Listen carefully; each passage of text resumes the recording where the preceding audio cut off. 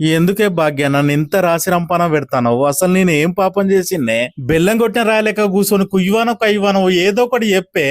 ఇట్లా మూగేశం వేసి కూసోకే సప్పుడేక ఇంట్లోకెళ్ళి వెళ్ళిపోమ్మంటావా చెప్పు, సంబరంగా పోతా. నాకు తెలియక అడుగుతానా, నీ చిన్నప్పంచెల్లి మోర మాటలు పాయిదర్ల పనులు ఇట్లనే ఉండేదా మీ ఇంటికాడ? ఆ ఇట్లే ఉండకపోయేది. నా బాల్యం మొత్తం భయం భయంగా ఉండేది.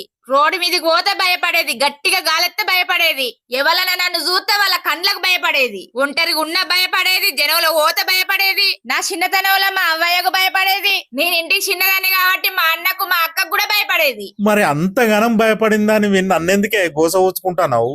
ఎందుకో తెలియదు గాని నిన్ను పెళ్లి చేసుకున్నాక నా భయం పోయింది. చిన్నతనంలో అందరి మీద ఉన్న మొత్తం పగ నీ మీద మొదలైంది.